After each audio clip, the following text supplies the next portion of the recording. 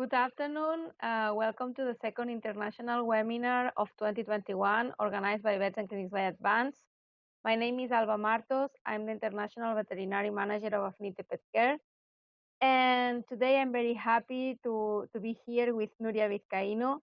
Good afternoon, Núria. Thanks for your time. Good afternoon, Alba. Thank you for having me here. Before starting, I would like to present you Núria. Núria is working as a senior clinician in the Orthopaedics and Soft Tissue Surgery Department in Ars Veterinaria Clinic in Barcelona. She's a diplomate of the European College of Veterinary Surgeons, and she has a huge experience after being 4 years in Bern, completing 4 years residency and obtaining the PhD. So I'm sure that today the session will be really exciting. So I hope you are plenty of energy and you enjoy it. Before starting, I would like also to share with you that you can send during the conference your questions, and at the end of the session we will share with these questions with Núria, and we will answer all of them. But in case we do not have enough time, you can see an email below here in that screen, and there you can send your doubts. Also, another thing, remember that you can download the presentation clicking on the link you can see below too. And I think that's all. I think we can start the session. So Núria today, she will talk about the osteochondritis dissecans in dogs, its etiology, its diagnosis, its treatment. But I think that we can start the session as asking the question, what is osteochondritis dissecans in dogs? And why, Núria, do you think that it's interesting to share this issue with our audience? So we can start with, I think that it's a good question to start this session. Thank you, Alba. Thank you for your introduction. So, what is osteochondritis dissecans, or as we know it, OCD? OCD is a disease that we see during growth. It's a disease of what we call endochondral ossification. I think it's interesting to talk about this topic because it's a disease that we see fairly frequently in the small animal clinic, mostly in dogs, is very rare in cats. And although the disease has been described for many years now, in the last few, there have been some reports on some new treatment options. So I thought it would be interesting to go through the basics first and then review those new treatments. So what is OCD? As I said, is a disorder of the endochondral ossification. And what does exactly mean? So here what you see is a bone during growth, in which we're going to see a cartilage in the bone itself. And the ossification is going to progress in this direction. So at the beginning, we're going to have two different kinds of blood supplies to this part of the bone. One is going to come through the cartilage canal vessels that come from a perichondral plexus. And the second one is going to come through the subchondral plexus. So both of these plexus are going to be at the beginning independent. As the growth of the progresses, what we'll see is that both of these plexus are going to start making connections, or as we call it, anastomosis, between one another, right? So you see here that they cross the line both, and we're going to see connections between one another. Should one of these connections or anastomosis fail, we would end up having just a bit of this cartilage that is not vascularized, so that has no blood inflow. Now there are two possible scenarios here. Scenario number one is that this defect that we see here, non-vascularized, is rather small and gets that embedded in the bone. And because it's small and has in the nearby areas that are vascularized, this can make it heal. If the defect is rather large, then we're going to end up having such a large defect without any blood supply, and what could end up happening, or what usually ends up happening, is that we have a crack in the cartilage, and this bit falls off, and we end up having a flap, or as we call it, this part of the disease, we call it dissecant, when we have this flap breaking. Well, many thanks, Núria. I think that now it's clear what is osteochondritis. The second question, I think that can be if all joints can be affected there is one of the joints or maybe several joints that are most probably affected by this disease?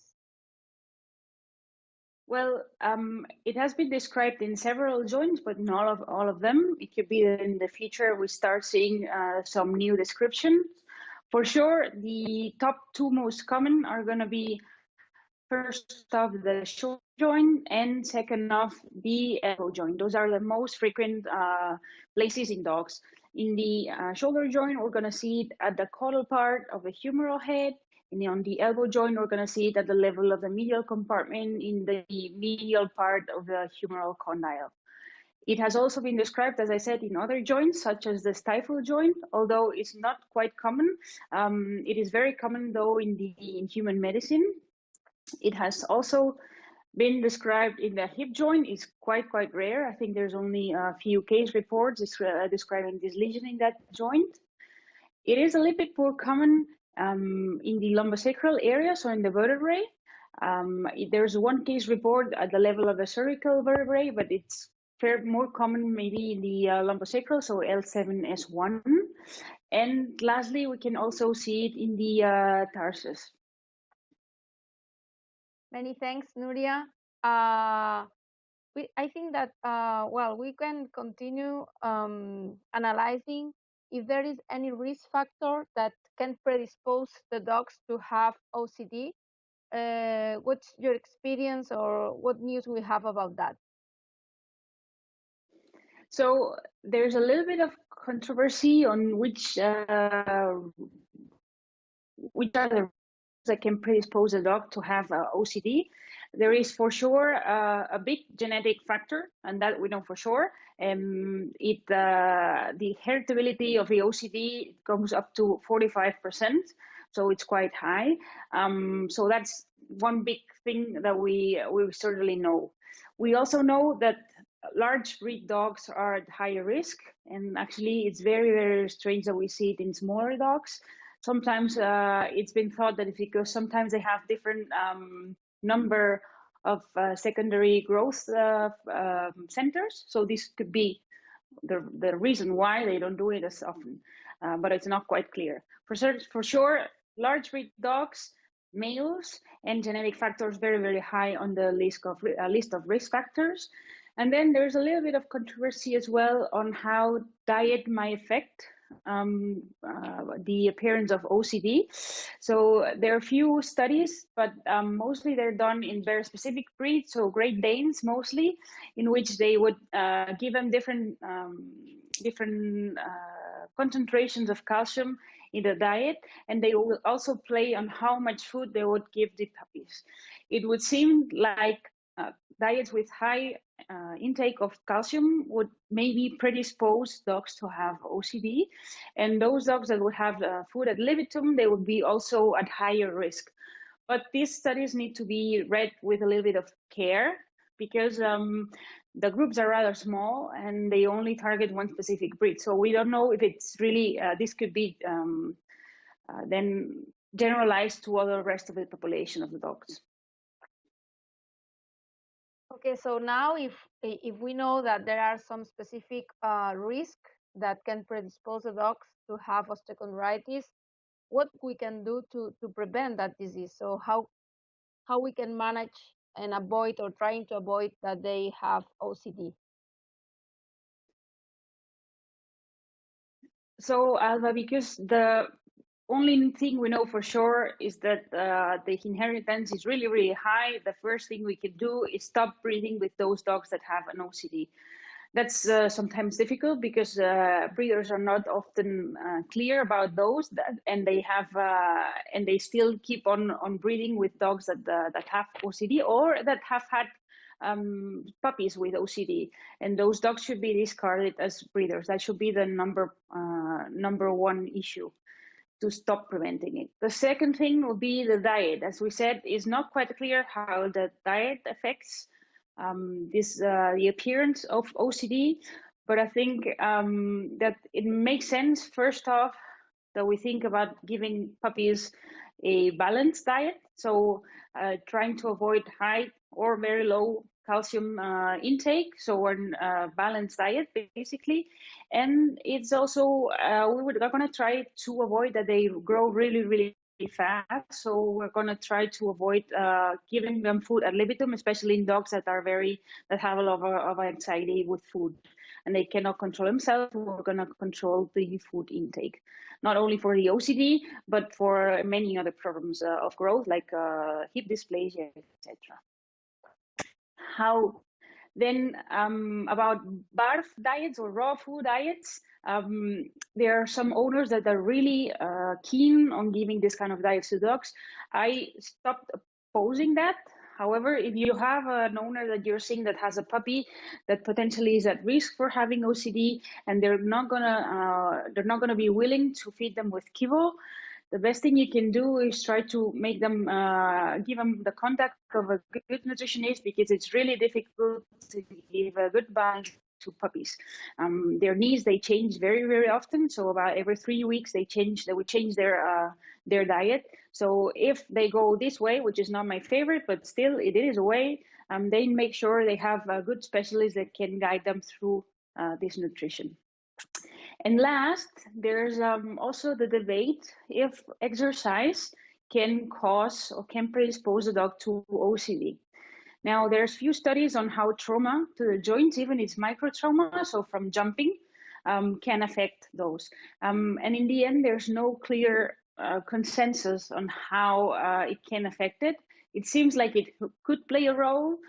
So since there's no consensus, what I would say is that the best thing you can do is think of a puppy just like a baby. You would not run a marathon with a baby, so don't do so with a dog or with a puppy dog. And try maybe if you're willing to do some high exercise like jogging or agility, try to start those once a puppy has grown up, not during growth. Many thanks, Núria. I think that now it's clear. My next question is that what we will see when we have a dog in the clinic and we think that maybe that dog is suffering from osteochondritis. Which findings we will have? So it depends a little bit, Alba. We can find different kinds of presentations. So the easiest one would be when we have a dog that we know is from a breed that could be predisposed to OCD. We're going to see, so it's a large breed dog, a Labby or a Great Dane, for instance. It's maybe a male even that they have a little bit of higher prevalence. And the dog presents with an acute lameness of one limb. So that would be what the best case scenario. However, there might be some instances we don't see that presentation. One of the cases is if the dog has OCD in the contralateral limb.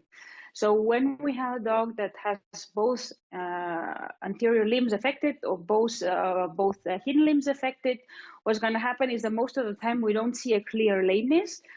Either we see a lameness on the limb that hurts the most, or we just see a dog that is not really willing to run or jump as we expect for their age, right? Sometimes it goes, the owners will report that he's going walking, and then after just 5 minutes, he sits down and doesn't want to walk anymore. So it's going to depend a lot on the presentation, on which joints is affecting and how many as well.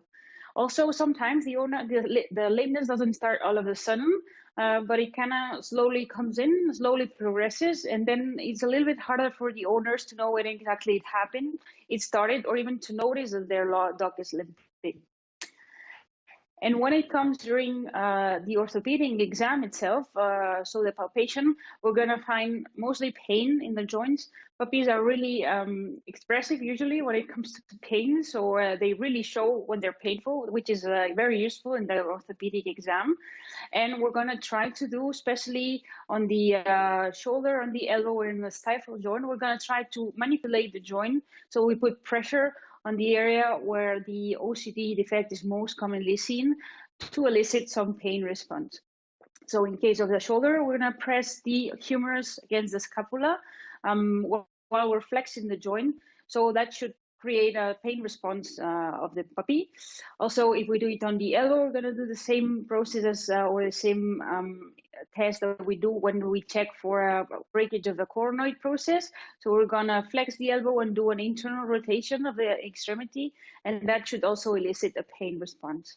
When it comes to the height, it's going to be probably quite difficult to know if it's a OCD. First off, because it's very rare, and then we cannot really palpate a swelling. So the dog is just gonna react on hip extension. Probably we're gonna think about first hip dysplasia, and it's gonna be the imaging that's gonna tell us that that was not the case. In case of the tarsus, most of the time we see a very severe swelling of the tarsus, and that gives us an idea that the problem is there. There's no specific movement we're going to do to elicit pain, but it's really painful in general, the tarsus OCD. Okay, thanks. Maybe it seems that not all times it's clear to know if the dog is suffering osteochondritis or not. So related with that, I have the question, and I think that it's interesting to share with our audience. If we have to adapt the diagnostic process depending on the joint that it's affected, there is any difference, or which is your experience with that? Well, Alva, it's a good question. Technically, you could use most of the diagnostic approaches for any of the joints. However, in some instances, some of the diagnostic tests are going to be more useful than others. So we're going to see some examples for each joint. The first one is going to be the shoulder joint. So in the shoulder joint, we saw that the lesions are going to be seen on the caudal part of the humeral head. And in this case, most of the time, we're going to be able to diagnose all of these lesions only by doing an X-ray. So we're going to position the dog in a medial, we're going to do a medial lateral projection. And we're going to see with this projection, we're going to see the lesion on the caudal part of the humeral head, as you can see here. You can see a subchondral bone defect, so you see an irregular surface and a flattening of this head. So if you have, if it's superimposed with the trachea, that might help you as well. Here you have another example. In this case, it's not as clear as in the other one, maybe for some. So in this case, it's a bit more caudal. But you do see a flattening as well of the surface, and you see that the surface is not regular. Now, in some cases, if we do an X-ray, we still might doubt if it is or it's not. So one trick that you can use if you're diagnosing by X-rays is to do some rotation of this joint. So you can do some internal and some external rotation of the shoulder joints besides doing the neutral X-rays. So what we're gonna achieve with those images is that, as you can see here, in the internal rotation, it's not seen as clearly. However, on the external rotation, you see a clear defect of the caudal part of the humeral head that is exposed with this rotation, just as it happens in surgery. During surgery, doing external or internal rotation, we can visualize this defect. Can we do something else if we want, or if we still have some doubts if there's an OCD lesion in this humeral head? Yes, we can, of course, but usually it's not necessary. So one of them would be to do, the most common one would be to do a CT scan. So with a CT scan, we can include, of course, both shoulders at the same time, which is an advantage, and we can also include some other joints, more typically the elbow joint, sorry. Now, what we're going to see is exactly the same that we see on the X-ray. So you're going to see a defect, in this case, a hypointensity here of the humeral head, surrounded sometimes by a hyperintensity as well. You see it on both sides, left and right. You see here a defect that is smaller. But in any case, the fact is that CT scan doesn't bring any other information to this, doesn't add up any information to what we already see on the X-rays. So that's why most of the time we're not gonna need to do a CT scan.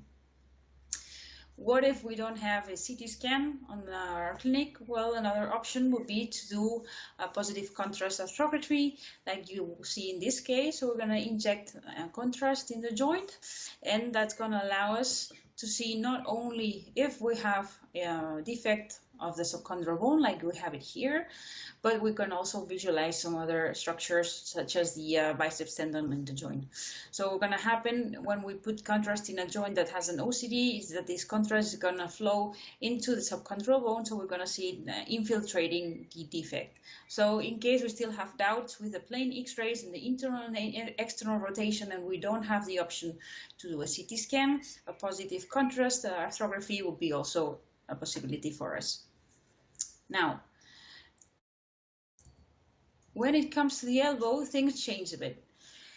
In the elbow, they show the OCD lesion we're going to see in the medial part of the humeral condyle, as you see it here. In these x-rays, of course, I chose them because you can see it very nicely. So you see also a subchondral bone defect, which is located in the medial part of the humeral condyle. Now, what happens in the elbow is that we have a lot of superimposition of structures, and it happened just as well when we try to evaluate the coronoid process, for instance. So in these cases, although we do see it here, a lot of times we cannot really know for sure that the defect is there. And sometimes we have doubts if that lesion might be not an OCD, but a kissing lesion due to a fragmented coronoid process. So although we can see OCD lesions on plain x-rays, the tendency more and more is to do some CT images in these cases. So here you have another example where you can see it in the x-rays. So you see it on the medial part of the humeral condyle, you have a nice defect of this condyle, but you see that there are other things happening on this elbow. It looks like the radius might be a bit short, so we might have some other diseases in this elbow that might not be seen as clearly with x-rays. So in this instance, most of the time we do go and do some advanced imaging before we decide on the therapy. Now, what happens with the stifle joint? Well, there's not a lot of literature on it, and not as much as in shoulders or in elbows. As we can see on the x-rays, we do in this case see it clearly, but we might also have some cases in which we doubt if there is or not a lesion, depending on how big it is, of course. In this case, you see it here. There's a big OCD lesion surrounded by an area of sclerosis, which is typical of this disease. What happens with the hip? Well, we don't have, as we said earlier, we don't have a lot of cases described.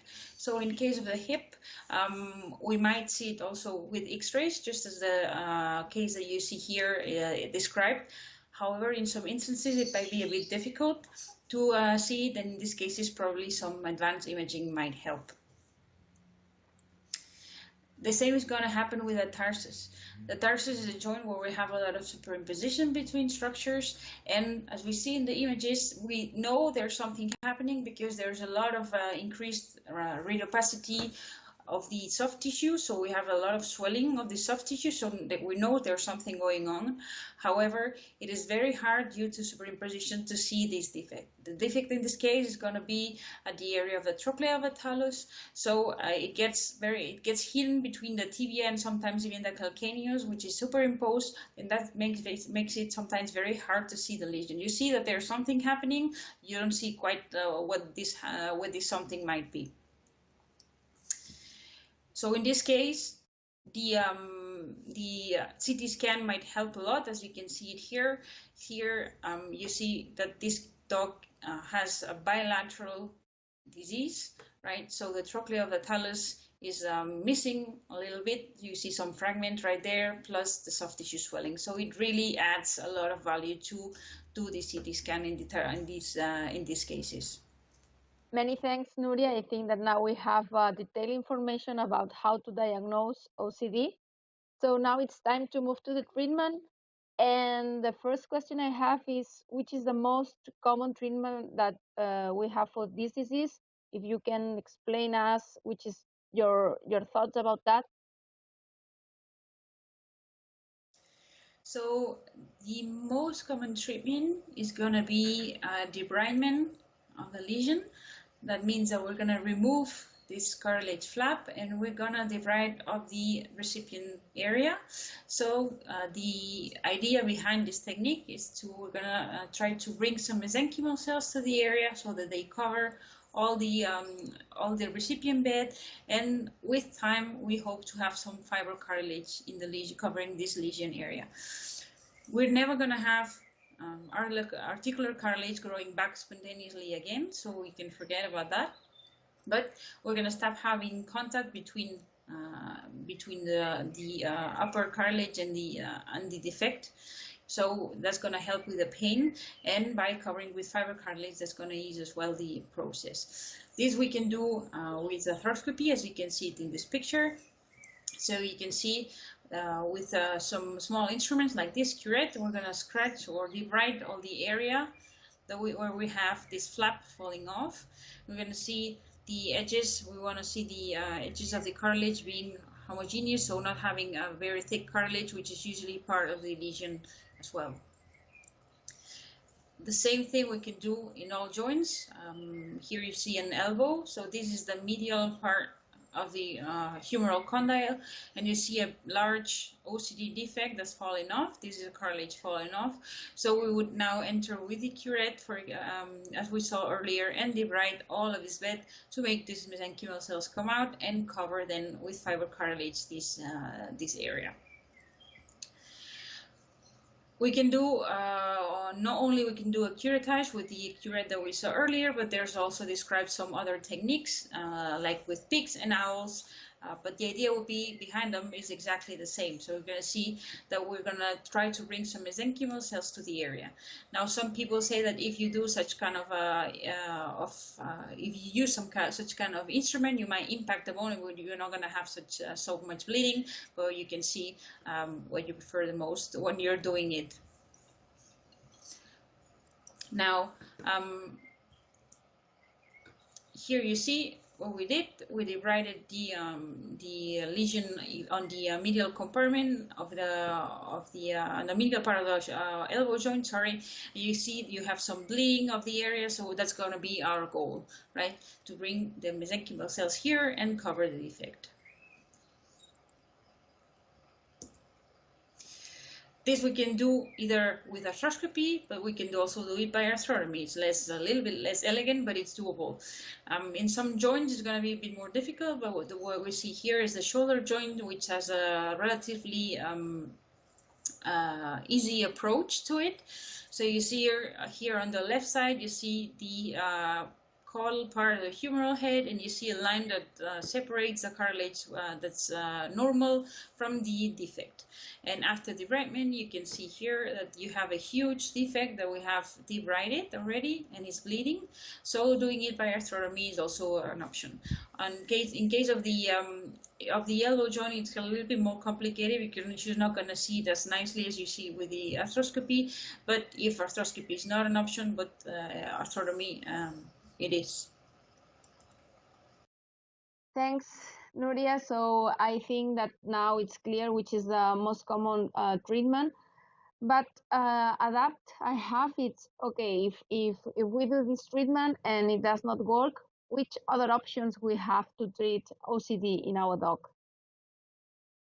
Yes, so we do have some options if our first line of treatment fails. So if the debridement is not enough, or if the dog keeps on limping, or if the dog is not a good candidate for such a treatment. So here you have some examples. One of them is the osteochondral autograft transfer. What means is that in this case, we're gonna, since we said that when we do a debridement of the lesion, we're never gonna have articular cartilage growing in that place again. So we're just gonna have, in the best case scenario, we're gonna have fibrocartilage growing. So if we wanna have articular cartilage growing or in that place again, in the lesion, covering the lesion, one option is to transfer it from elsewhere. So in this case, as you see it, we can transfer it from another joint. Usually it's described from the stifle joint, so we're going to remove cartilage from a stifle joint that is sound, that doesn't have any lameness.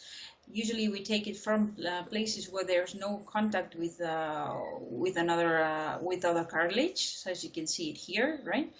we're going to take those pieces and we're going to implant it in the place where we had the defect, as you can see it on these images here on your left. So this has, of course, some advantages and some disadvantages, as you can imagine. So the first advantage would be that you're going to have articular cartilage growing back into place again, but in order to treat a joint that is not normal, you're touching a joint that is normal. So you're going to have to expect some osteoarthritis in the stifle joint that might not be in most cases significant, but you're going to have it. In some case, you could have some complication on a stifle joint that was sound to begin with. Now, in the shoulder joint also, you're going to have to replace the articular surface, and you're going to have to mimic the surface that you had before, which might not be so easy because you're taking it from an area that's not exactly the same. So you're going to have to reproduce with several grafts most of the time the surface that you had that mimics as closely as possible the original surface, which might not be easy.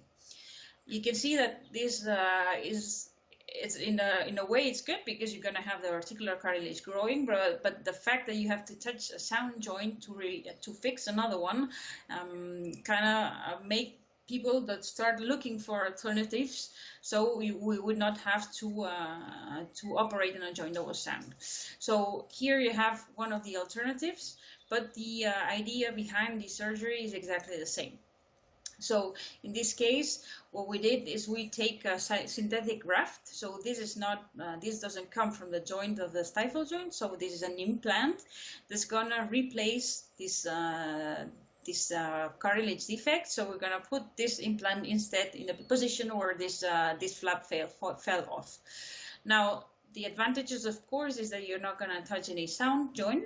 But the disadvantage is that this is not articular cartilage, of course, and this is an implant, so there's always a risk for infection, which you probably would not have if this was from the same patient.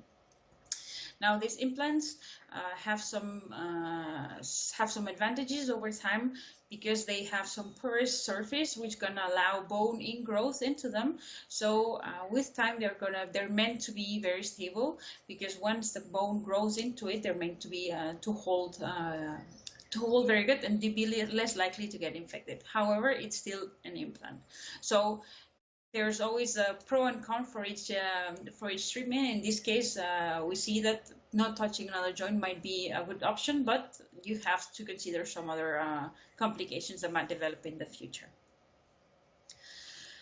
Another option that has been described for the shoulder joint, in this case, was described also for osteochondritis, so it's not for another disease. It's the ME arthroplasty. So we're gonna do a partial joint replacement, as you can see it here. It comes from the idea from human medicine, and in this case, it's done in a dog that has a very large defect on the area. We don't know if that dog would have done well with the debridement treatment. However, in this case, the clinician decided that the defect was very large, and they replaced the area with an implant. The same as we said earlier, with the other implant, we always have the option to have, or the possibility to have an infection or a loosening of this implant, which is something that we're not going to see with other techniques. However, if you have a very large defect, well, this is a good option. Or if the dog is not doing well, with our first line of treatment, we can always consider such an alternative. Now, what happens with the elbow? We do also have some alternatives in the elbow joint. You are seeing one of them here. This is called Q, and it's basically a partial replacement, a partial joint replacement. So it has two components. One of them is going to cover the coronoid area, and the other bit is going to cover either the OCD or if you have a kissing lesion area. So it's not really thought specifically for OCD, but for all the lesions that we have in the area in the case of the elbow. So in this case, this implant, we had a lot of issues in the beginning, especially with the positioning. However, with time, there's some new approaches that seem to help a little bit with the outcome. And it's of course a good option. The only thing is that it's a little bit it's not a big implant, so the defect and the implant, they kind of have to match. So you can always enlarge the defect, but you cannot enlarge the implant. Do we have more options in the elbow? Yes, we do. As you can see here, some other options if Q is not an alternative. It would be to replace the whole elbow. So we have elbow replacement. Here we have the option of biometrics, which is one of the prostheses that we have now in the market. Now, the thing with the elbow replacement is that it doesn't work as well as it does with in the hip joint, and there's a lot of room for improvement. So in the following years, probably we're going to see these implants coming in the market strong. However, at the time, although there are a few clinics that place them, they have a lot of complications, and the outcomes are not as good. So most of the time, we still use it as an alternative or a second line treatment, or not the first one for an OCD. But if we have some developing osteoarthritis and there comes a point where we cannot treat them, this would be also an option. This is another alternative, also total elbow replacement. In this case, is another kind of implant, but the idea is exactly the same. So in this case, it's the Iowa state. It will be in cases most of the time not as a first case, or not as a first time line of treatment. Will be for cases that have developed some secondary inflammation and osteoarthritis of the elbow joint, where we cannot treat medically. Then we can think about putting some of these elbow replacement implants. In case of the knee joint, we do have some alternatives as well. You can see it here. It's exactly the same we saw on the shoulder joint, where we can replace the area of the defect with a synthetic graft. It's exactly the same principle. We're going to have some bone growing into the implant, and that's gonna make the surface, the implant, more stable.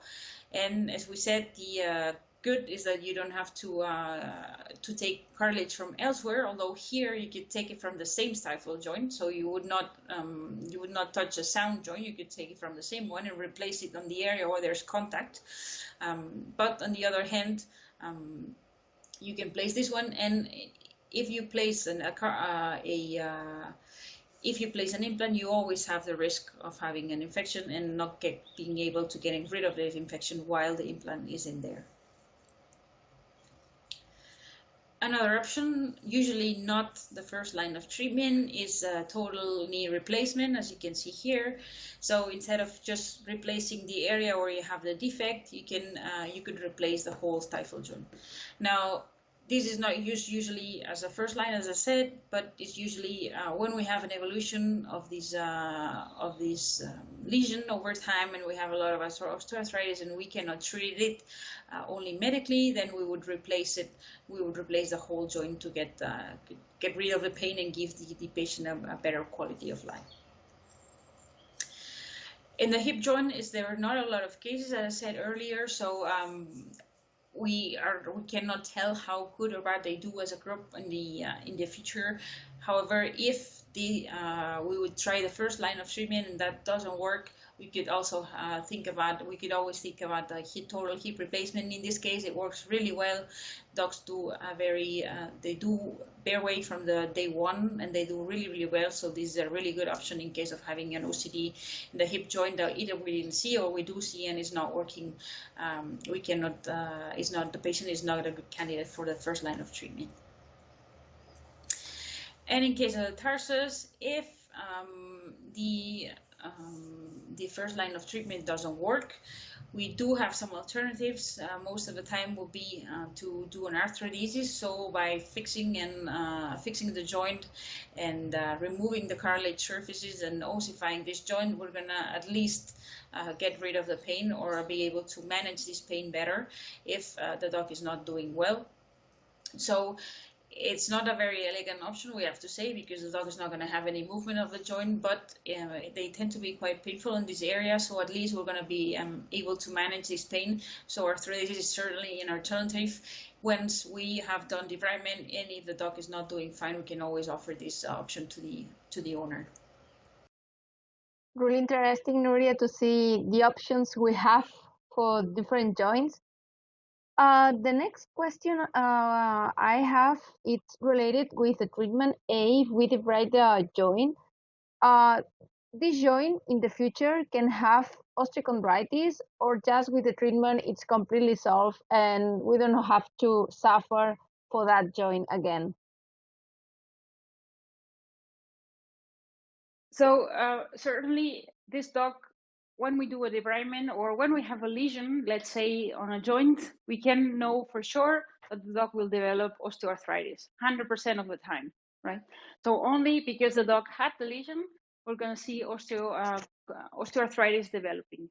Now, that does not mean necessarily that the dog will be limping or will have chronic pain on that joint. Sometimes they don't. Even when we do X-rays, we do see that that there's some arthritis, osteoarthritis building up.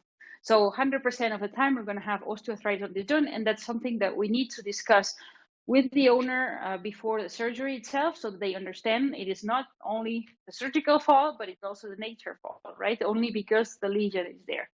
Now, since we know that the dog is going to develop osteoarthritis, we might already introduce the owners on the basic of treating this osteoarthritis. And we're going to see three main things that we have to take care of. First off, we're going to talk about them seriously about weight, because we need these patients to be on the right weight for life.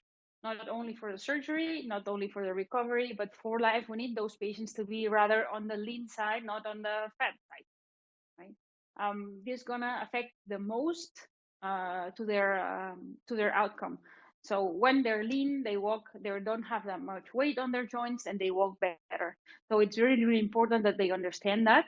And even if it's in a joint that usually does well, when we have a lesion, it is important that they still have in mind that the weight management is really, really important in these patients. Now, the other one is going to be rehab or physiotherapy. In some cases, we have to consider these patients might need it just after surgery or even for life because of the osteoarthritis that builds up afterwards.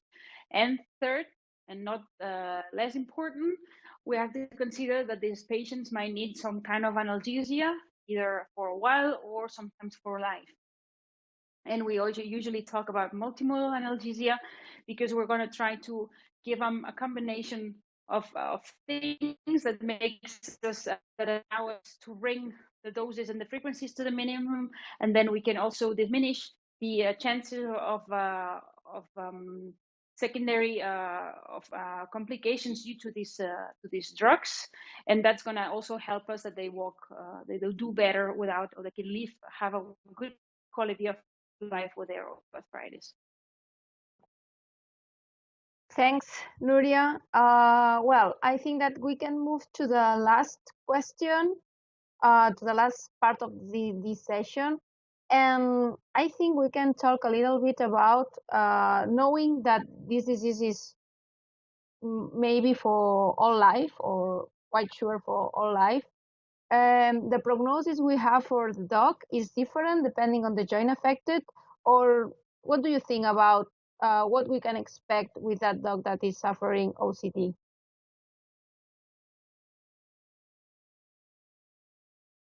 So the prognosis, certainly, Alba, is going to change depending on the joint that is affected. That's for sure. So the best scenario here is having an OCD in the shoulder joint. The shoulder joint is the one that is going to give us the best outcome with surgery, usually only by debriding. In the studies and also by experience, I can tell you that the prognosis in most cases is really good. So dogs do very well afterwards, and even if we see some osteoarthritis on the X-rays with the X-ray in the future, dogs, they don't show this osteoarthritis clinically, so they're not limping from this joint. So owners, they tend to be very happy with the outcome, and so do the dogs, of course. Now, when it comes to the other three joints that we saw today, the prognosis is not as good. So in the elbow, for sure, that is where we have most studies. I would say in this scenario, we have a good prognosis, but in some cases, it's going to be fair to poor.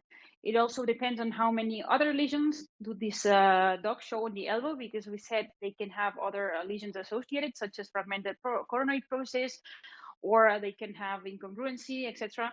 So that's going to give us sometimes a hard time making these dogs walk normally and being pain-free.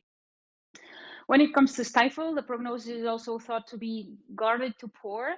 So these dogs are not going to do very well, and probably those dogs are going to be now candidates to those new treatments that we talk about, where we can replace the area or replace the whole joint to make them pain-free and have a good quality of life, although there are not a lot of studies because stifle OCD in dogs is not that common.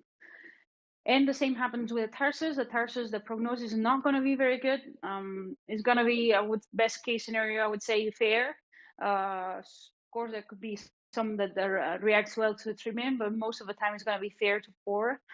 Dogs, they have a lot of pain in this area, and even if we did right the lesion, most of them, they will be needing treatment for a long time or even for life to diminish the pain that they are feeling or the lameness. And in case we cannot get to control this pain, some of them are going to end up getting tarsal arthritis, so at least they are pain-free. Here you see a dog that has a bilateral tarsal OCD, and you see that he's heavily limping. There's quite a big deformation of the tarsal joints, and he's not really doing well. The issue here, as we talked in the beginning when we were seeing the ortho exam, is that if only of the tarsal joint is affected, we're going to see a severe lameness. But if both are affected, so you see the bilateral disease, then probably it's going to be a dog that is not willing to play as much or run as much, and we don't have to only see the lameness as a sign of pain, but also the lack of activity as well. So they are very young dogs. So if we're not seeing that they move as they should, the lab, usually a lab of a puppy, is a very active dog. So if we're seeing that they're not moving as much or not doing as the activity that we expect, probably is because of pain, and then we should consider treating it. So unfortunately, not the same prognosis for all the joints. Thanks, Núria. I think that it has been a really exciting session. So, well, we are at the end, but we will keep connected because we have been receiving some questions during the conference, and it's time to answer them. So don't disconnect. We will be here in a few minutes.